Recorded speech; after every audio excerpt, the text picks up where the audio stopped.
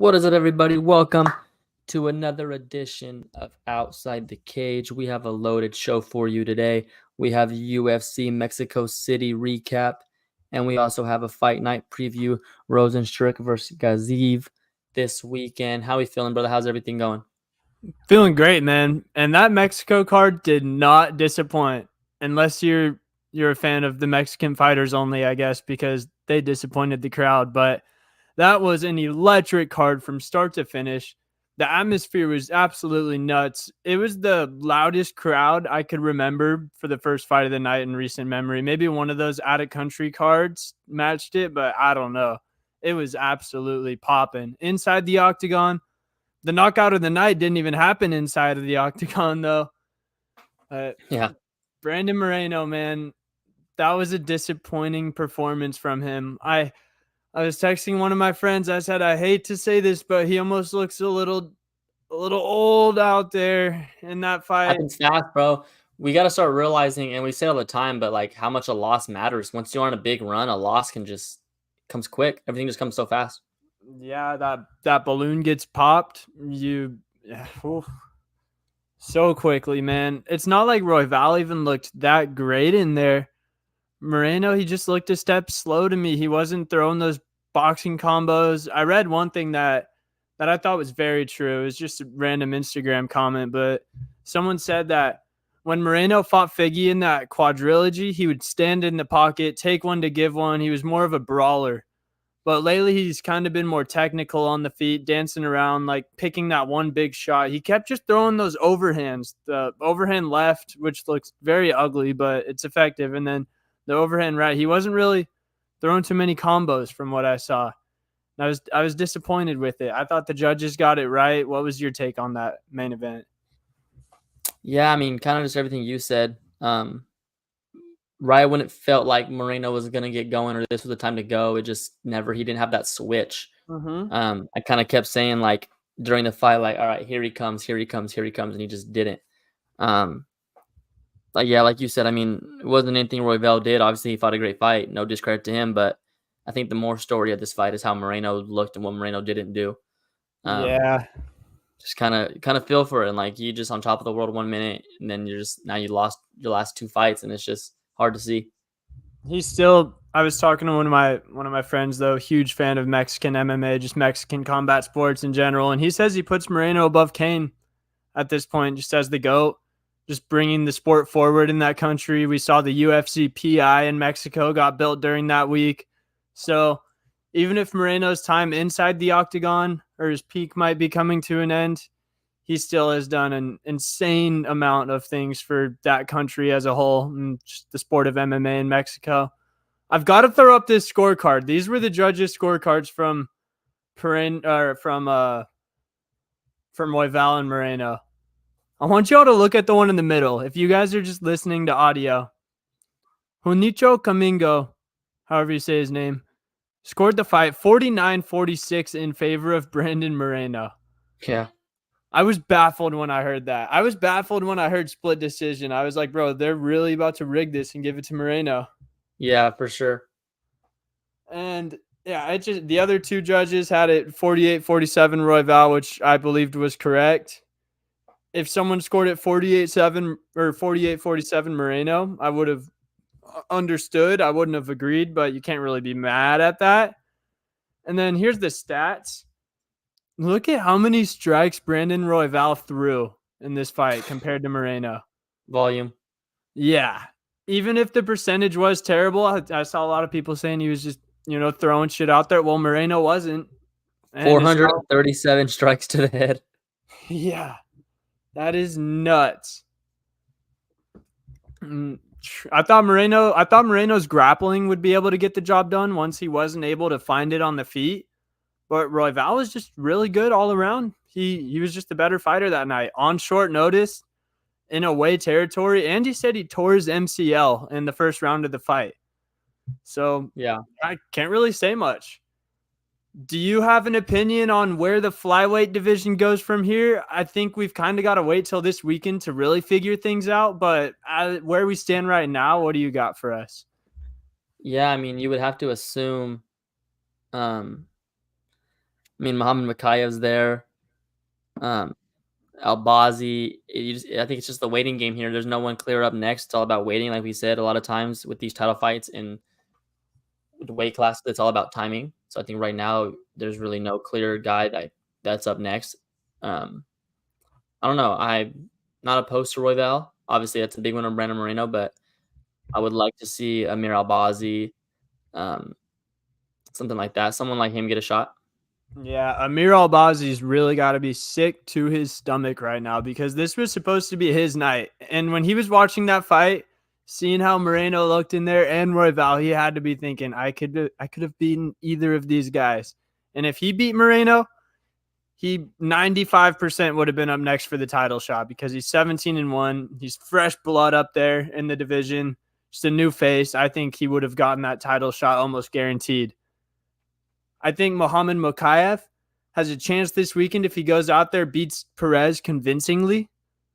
I think he'll be next for the title shot. If he doesn't, maybe you go Royval versus Mokaev. You run Albazi versus Perez back, or you go maybe Albazi versus Royval. I think you got to do something with Royval, Albazi, and Mokaev to figure out who's going to get that next shot versus Pantoja. Yeah, definitely. Co-main event, probably the craziest fight of the night. It didn't win fight of the night, but Brian T. City Ortega, before the bell even rung, he rolled his ankle when Bruce Buffer was announcing their names. He was jumping up and down like fighters do, and you just see his ankle buckle, and he goes down, kind of has a look on his face like, oh shit. Gets fucked up in the first round by Yair Rodriguez. I think it was Herb. Herb almost stepped in there and called it at one point. Then Ortega ends up finishing the round on top, dominates the second, gets the submission finish in the third. One of the greatest displays of heart I've seen in there. Yeah, it's crazy. Like, talk about how Moreno coming off a loss. Yair coming off a loss too is like, damn. But like, I mean, I don't know. I thought T-City was kind of in the same boat there. Oh, so, more of that boat, dude. Yeah. Two like Mexican fighters lose the main and co-main. Shout out Zell Huber and Howard for putting on for the Mexican people there. Big wins from them. Zell Huber and Prado, baby, fight of the night. You absolutely called that one. You even called how the fight was going to go. Said Zell Huber's just going to be a little too technical in there for him, land the better shots, but it's going to be a war. But Zell Huber gets the job done. And Zell Huber impressed me on the mic after the fight too. He was answering the question in Spanish, then he would answer in English. And you know how much we love that. So here's what I got for Zell Huber. I kind of mapped out the year for him. His next fight should be against Nasrat Haqparast. Haqparast is 28 years old. He's on a 3-fight win streak. He's not ranked. He's not right outside the rankings, but he's pretty close. Let's get him on International Fight Week, end of June. Haqparast represents Europe. He represents Afghanistan. Zell Huber represents Mexico. Get the different countries in there. And then if Zell Huber gets out of that with no damage, quick turnaround on the Sphere, UFC 306 in September, wins that. End of the year, Zell Huber's a ranked fighter at 24, 25 years old. I'm ready to see it. I like it. Let's rock. Then your girl Yasmin, she didn't deliver for us gambling wise, but she just fought a really smart fight. She had it in hand from the first 2 minutes, so you can't really say much. Hopefully she's back. Yeah. Do you think after getting knocked out, she's kind of going to fight that more conservative, smart, technical style when she's up on the scorecards instead of hunting the finish? Again, it's hard to say like when you're in there, like that's what you're thinking. Obviously when you get knocked out, you're probably going to change your fighting style and it might be for the better. Obviously, like we talk about all the time, like we love the exciting knockouts. We love fighters that go in and just are willing to give one, take one. But a lot of times those fighters don't win. A lot of times that it's not sustainable to a long career and successful career in the UFC. So I'm fine with the way she fought. Obviously, we always love finishes. That's not realistic to get a finish every single time. But yeah, I mean, at the end of the day, a win, unanimous decision, no one knows how the fight went. They just see you won unanimously. So I like the way she fought. I'm glad she won. I'm hope she's back. Let's go back on another run. Yep, I like that. Maybe ranked opponent next or someone right outside the rankings. Yeah. So got a comment from Anthony Estrada. Co-main event, sprained ankle and still won. Absolutely, just ridiculous display of heart. One win in the last 6 years. Goes out there, away territory. His ex is in the crowd. Hey, I also feel like too, if it wasn't in Mexico and he wasn't fighting Yair, he would have got a big ovation from the Mexican. He gets a lot of Mexican support. Yep. Even if it was in Mexico and he wasn't fighting Yair, if Yeah. he was fighting anyone else, he would have had hella support. I remember I went to the weigh-in ceremony when Ortega fought Volk. It was for my 21st birthday, but I was just in Vegas. Didn't go to the fight. But the crowd was all Ortega. They were booing Volk, hella Mexican flags in the air. And Ortega flexed on Tracy, bringing in that baddie to the octagon. Everyone knew Tracy Cortez was in the crowd. Bro, the girl that did the face-off with Marab, did you see how hot she was? I did. They showed her on the live broadcast, and I texted one of my friends. I was like, she has one of the nicest pairs I've ever seen. If you know what I'm talking about. Insane. It's like she's like a Latina Sydney Sweeney. Anyone else you liked on this card? A lot of people, honestly, bro. I did not like the judges. They screwed me over on the prelims. They were on some bullshit all night long. There were 2-3 fights, 2 that they definitely got wrong. Another 2 that were questionable, but they were also close fights. So you can't really fault them too much for that. Let's see. I had a couple more names written down. Probably can't find them. Yeah, whatever. Torres, very, very good performance from him. Yeah, that's about it, but very exciting. A lot of young fighters showed their promise, built their name for the Mexican fan base. Anyone else that stood out to you? No, man, I just want to say shout out to the Mexican crowd. I really like, obviously, you know me, I'm a big fan of live fight nights. So it was good to see for me. I like going to those countries like that. It's a lot of support. I like going to, like, you know, we go to Mexico, China, Spain, Ireland, all those countries like that when we have someone that they can cheer on. So hope to see more of those. Obviously, we want more live fight nights in the US as well. But I love it. I always love going to those cities. So shout out to everybody for putting on. Shout out to Dana. Shout out to the UFC. So thank you. Yeah.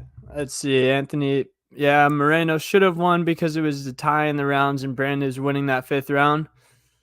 I don't know. Personally, I thought Royval was controlling the fight ever since the middle of the 2nd round. It was a weird one to score, though, because it was very back and forth. But I thought Royval won. All right, and speaking of guys getting older, changing hands, time's passing, we got to thinking. The longest standing champ right now is Leon Rocky Edwards. How crazy is that? He took the belt in August of 2022, so he's been the champ for about a year and a half. And he is the longest standing current UFC champion. Guys or girls, anything. Nobody's defended the belt more than twice. Islam's the only other person that has defended it twice. And 6 of the 11 champs right now have 0 title defenses. 0. Which is insane compared to a few years ago when we had Izzy, we had Volk, we had Kamaru. We had them running stuff down there for a long time. And now the belts just seem to keep changing hands. So we're going to run through all of the men's divisions and predict who will be the next person to dethrone the current champ. Some people might be on the fringe of a title shot. Some of them may be way out in the future. So I think this will be a really fun thing to do. We might have some answers that are all over the place. You could start us off at the 125 pound division. Who do you think takes out Alexandre Many Men Pantoja? I think the most likely to dethrone him has got to be Amir Albazi. Just off the simple fact that I think he probably gets the next shot. You would like to hope, but yeah, I mean, like we talked about, there's a big fight this weekend, but other than that, I think Albazi's been kind of the guy next up, the guy in waiting. Obviously, he's supposed to fight Moreno. If he would have beat Moreno like Ravel did, Albazi for sure would have been next up. So I think he's probably one fight away, or he gets the next title shot. So I think it's Amir Albazi that can dethrone him. All right. I got to go with Muhammad Mokaev. 23 years old. He's a dog. Our third round submission bet, automatic cash. I think Albazi just really messed up by not fighting last week. Obviously, it was stuff that was out of his control, but Mokayev's going to go in there, have a stellar performance. He's going to have all the momentum, and I think he's going to pass Albazi for that title shot. I don't even know if he beats Pantoja, but they have no issue doing rematches at that flyweight division, and Mokayev's only 23 years old, so he's going to be there for a long time. All right, now we move on to the division where the champ's never going to lose. Realistically, Sugar Sean's going to win, defend as many times as he wants, vacate it, move up to 145, maybe go for triple champ status at 155, who knows. But in a parallel universe, who do you think could dethrone Sugar Sean? Who do I think can? I mean, obviously, you'd probably have to go Merab here. That's my answer. Merab's my answer. But as I was getting into this, I want to think if he beats Merab, again, you gotta beat Cheeto first. You gotta beat Cheeto. If he beats Merab, I don't see who else can beat him. I'm looking at the list here. It's Aldo. Aldo's not coming back to 35. Corey Sanhagen's a stylistic good matchup for Sugar Sean. Peter Yan, been there, done that. Cheeto Vera would have already been there, done that. Henry Cejudo retired. Song Yadong, who knows if he ever gets a shot. Figgy getting up there in age. Rob Font, good matchup. If he beats this guy, if he beats Cheeto and he beats Merab, he has the belt as long as he wants it. That's my take from my research I did on this one. Yep, I went way down the list to Umar Nurmagomedov. He's honestly probably the scariest person right now to me in that division. If Suga had the choice of fighting Merab or Umar, I would maybe choose Merab right now. I can't even lie, bro. I'm insanely high on Umar Nurmagomedov.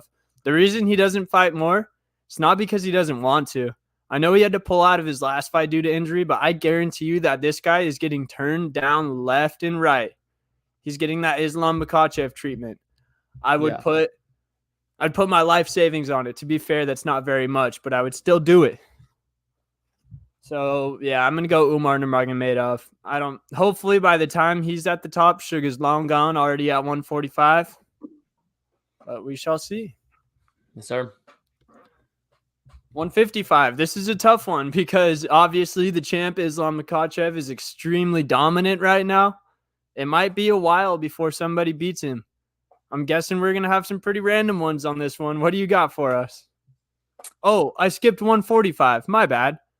I'm still just heartbroken about that. I put that division out. I blocked it out of my mind for my own well-being. But Ilia Topuria also might be the champ for a really long time. Who do you got for us here? It's hard to find one here. I just went Evalev. Dude, if Evalev gets a title shot with no finishes, I will not like that one bit. I know he's 8-0 in the UFC and he has impressive wins, but I just can't stand that, bro. He's a decisionator, which I hate. So I cheated here. Can't lie. I said Max, but if Max doesn't fight Ilia, then I'm going Diego Lopes. Call me crazy.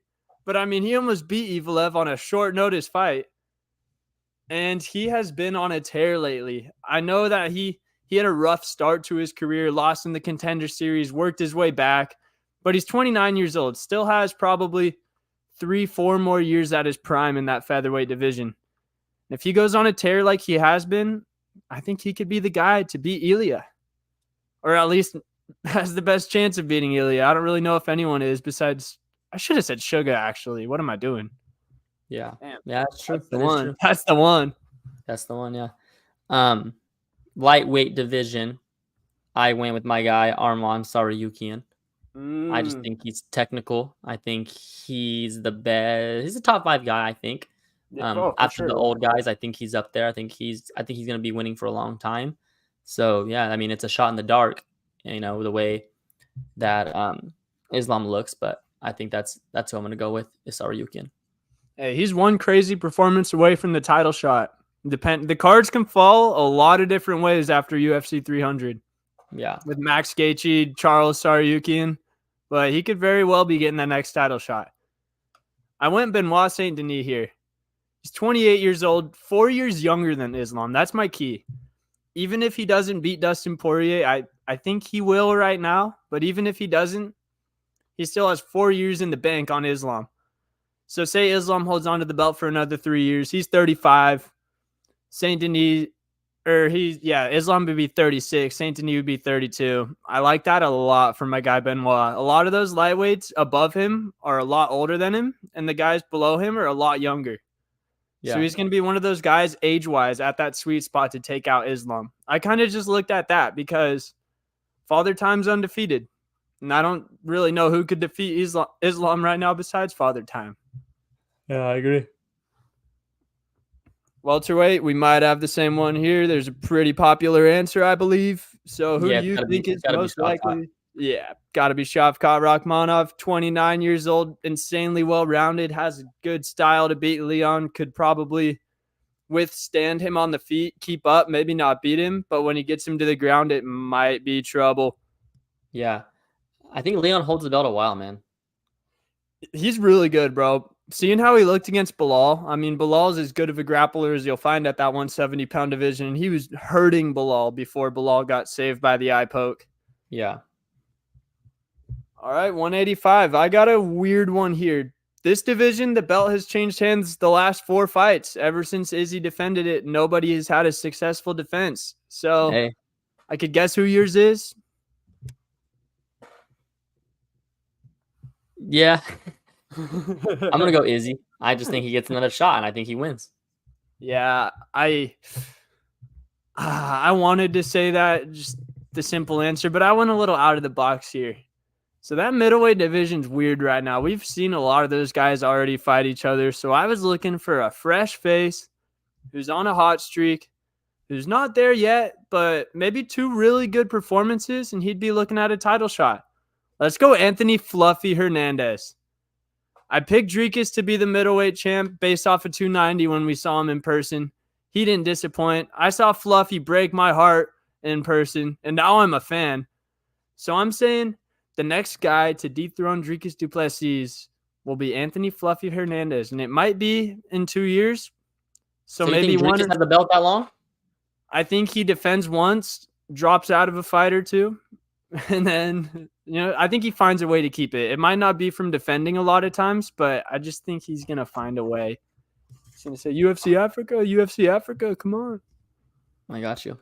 All right, light heavyweight division. I had to go with my guy, Jamal Sweet Dreams. I just don't like anyone in the light heavyweight division, honestly. I mean, yeah, Yuri, we've seen that. Ankalaev, I guess. Jan Blachowicz, we've seen that. I mean, I guess you'd have to say Ankalaev or Jamal Hill. But again, it's tough for Jamal Hill the time he's fighting him. If Jamal Hill wasn't coming off injury and healthy, then yes, I think Jamal Hill gives him a good look. But we talked about a couple weeks ago or last week that it's bad timing for Jamal, bad matchup coming out of an injury like that. But there's no one else that I like at light heavyweight division. I mean, I don't know. I think Alex holds the belt here a long time too. Yeah, I picked Ankalaev only because Jamal is coming back off the injury. I think that would be about even money if Jamal was coming into this off of a good performance. But just with the circumstances, especially it being an Achilles, just not very, very confident in Jamal against Pereira in this fight. But Ankalaev, I think he's good enough on the feet to survive with Pereira for a little bit. And if he gets it to the ground, Poton's fucked. It's plain and simple. Ankalaev has Dagestani wrestling. He has the submission game. If he gets it to the ground, I think Pereira's in for a long night. So, yeah, I'm all over Ankalaev in the 205 division. Yeah. And heavyweight, weird one. I mean, pretty obvious answer. Does Aspinall even count? No. So I had Aspinall written down, but then I thought about it. I don't think. I mean, in my eyes, he's the champ right now. Yeah, I think so too. So the person I have for him is Jalton Almeida. I think he's kind of the new heavyweight, kind of athletic. He's long, can wrestle, can strike. So I think he gives Aspinall a challenge just athletically and possibly can get it done somehow, some way. Yep, I had Almeida as well. Unfortunately, yeah, I don't want him to be the heavyweight champ. It'd be about as least exciting heavyweight championship fights as you could have, but it might just happen. Speaking of heavyweight, this week we are back in the Apex. Jairzinho, Rozenstruik versus Shamil Gaziev. Heavyweight matchup here. Gaziev minus 150, Rozenstruik plus 125. Gaziev is undefeated at 34 years old. He is coming off a knockout win versus Martin Buday and a submission win on Contender Series, so only his second UFC fight. Big matchup for him here. UFC veteran Rozenstruik. What do you got? It's an interesting one. Before I get into the fight, I just want to say this one is not on the UFC for being in the Apex. So this card was originally supposed to be the UFC's debut in Saudi Arabia. But get this, Saudi Arabia complained because it wasn't a good enough card. But when you look at it, bro, it's good. The top I was looking right now, yeah. Especially with Rojas getting added, it's a good card.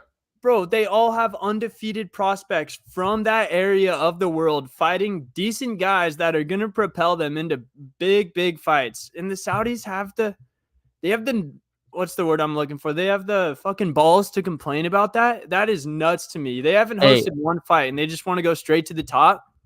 Eric Anders versus Jimmy Pickett, the 7th fight of the night. That's crazy. That's a good fight. That's what I'm saying. The card order on this one's a little weird. I've seen Anders on the main card on some sites. I've seen him on the 7th at some sites. But either way, Steve Erceg versus who's he fighting? Snell. Erceg versus Snell. That's a really good fight at flyweight too. So yeah, let's start it from the top. We got Biggie Boy Jairzinho Rozenstruik taking on, how do you say his name? Gaziev. I'll just say Gaziev. It's a lot easier. But Gaziev's from Dagestan.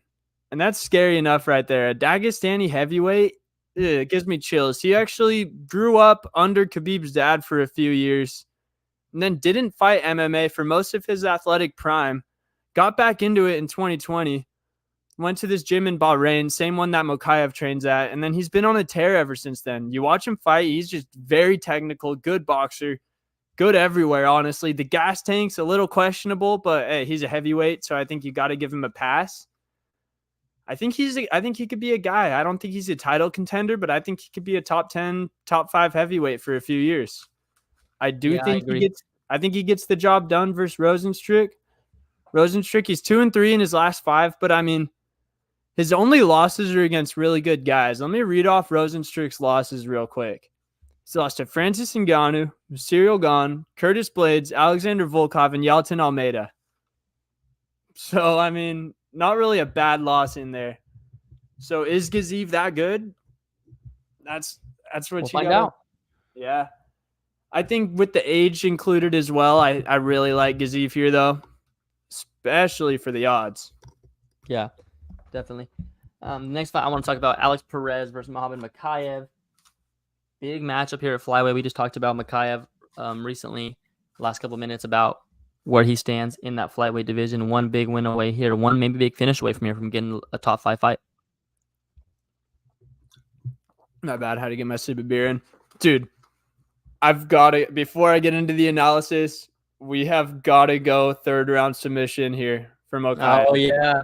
His last 3 fights have been a 3rd round submission, and they have all been sketchy as shit. Didn't we hit on that last time? Yes, bro. I think you did last time. You called it last time. And the time before that, I think we just did submission. Yeah. But we've got to keep, if it ain't broke, don't fix it. So that's my bet for this. I'll just put that out there right now. Muhammad Mokaev 3rd round submission. Whoa. Alex Perez has 5 submission losses. Yup. His last 2 losses are by submission. Dude, when I saw this, I said, oh my gosh, this is really going to happen again. Yeah. So if y'all are listening, that one person right now on the stream, you're hearing this. Muhammad Mokaev, 3rd round submission. Come on. Yeah, I mean, all in on it. Alex Perez, since 2020, or since 2021, actually, he's fought 2 times, and he's had 9 canceled bouts. You know how much we hate that shit. In those 2 times, he did lose to Figgy, and he lost to Pantoja. So he lost to the 2 of the 3 former champs. Can't fault him for that. And he's fighting another really good guy here. And I also got to lean towards everyone from the Middle East in this card. This was originally supposed to be in Saudi Arabia. They put a lot of the hot prospects on here, and they want those fans to go home happy. Some of those guys aren't on the card anymore, but there are some that still are, such as these guys. So I'm all over the Middle Eastern guys for the most part on this card.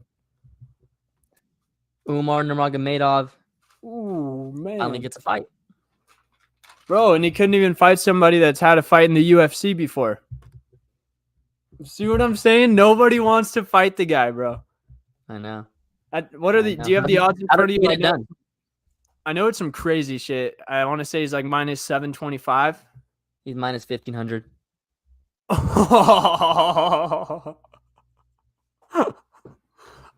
my gosh. I can't even say that that's wrong either. Because, How's he gonna win? dude, however he wants, he could submit you, he could Dagestani you, but he's also landed like spinning kicks on people and nasty. He has a nasty stand up. I Yeah. think he is one of the two best brothers in MMA right now. His brother Usman Nurmagomedov, in my opinion, the second best lightweight in the world currently. He did get popped for steroids, but we'll let bygones be bygones because I invested in him making it to the top one day. Yeah. So yeah, best brothers in MMA. They're cousins with Khabib, I think. They grew up under that same roof. This guy trains at the same gym as Gaziev. They're locked in. They got all the coaches out there. They've had this date circled in the gym for months and months and months, I'm sure. Yep. Let's ride. Last fight we're gonna talk about here: Raw Rosas, Ricky Tesarios rescheduled. Does anything about the rescheduling change your original opinion on the fight?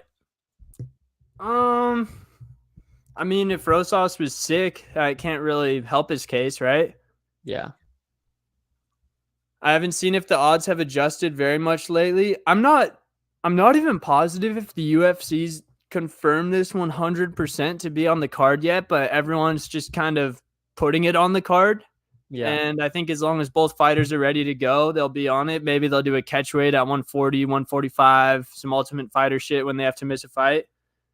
Let's see.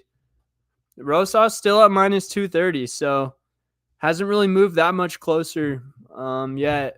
So I'm gonna be rooting for the kid, but my brain tells me to sprinkle a little bit on Ricky here. Yeah, I agree. I also just have to call out another bet I'm really feeling: Eric Anders versus Jamie Pickett. Jamie Pickett, he's on a 4-fight losing streak. 3 of them have been by submission. Eric Anders, he's been doing a lot of those grappling only tournaments lately, the Fury grappling stuff. He hasn't won by submission a lot lately, but I just see that avenue here. Let's go Anders by sub. I got that one. And then I had one other fight. Oh yeah, Tyson Pedro and Vitor Petrino. Co-main event, Petrino 10-0, 26 years old. Another good prospect. Like, I don't know how they're complaining about this card. I sound like a broken record, but anyway, he trains out of the CM system in Brazil. They kind of have an interesting methodology here. They don't focus on striking or jiu-jitsu. Their focus is mixing it up. And you see it in the film. He'll be having success on the feet, go for the takedown. He'll be having success on the ground, kind of let him back up, take it to the feet. I think the reason they do it is because they don't want to give their opponents a chance to settle in. Yeah. And it's pretty cool. He's fun to watch fight. And he had a nasty check hook in his last fight. Had a very nice knockout against Modestas Bakauskas. And Tyson Pedro is 10-4. All 10 of his wins have come in the first round. So as long as Petrino survives that first round, I expect him to take this one. Yes, sir. Is it time for the what the fuck of the week? Yes, sir. Let's get there. Pretty obvious one for anybody that's on Twitter, Instagram. The UFC Mexico City crowd was absolutely electric. 22,000 people up in that John.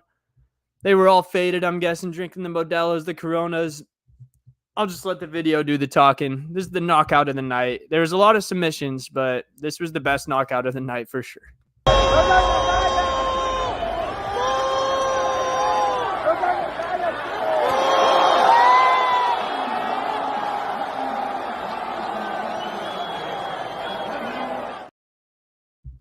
Nuts. Oh, that's just God-given power right there. That straight left.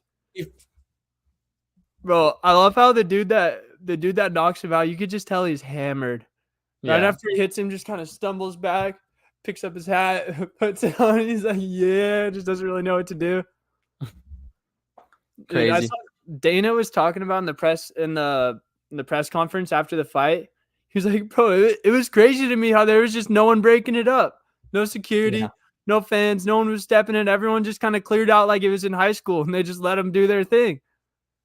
And I mean, that's just some Mexico shit. I love it. Yeah, definitely. Let them rock.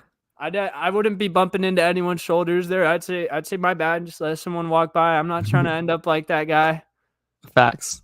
It ain't worth it. And I'll just close, since Ricky didn't fight, I'll just close it out with this video again. You got any parting words for us till next week? I don't. I'm good. Right, See you guys next week. We'll get the bets up there. Deuces. You watching right now on the TV, you know what I'm saying? And all I say to you is I hope you chase those dreams with a burning desire. With a burning desire, and through all the fire, and through all the flame, and through all the pain, I hope that you find happiness deep in your heart. I wish nothing but prosperity and abundance in your life.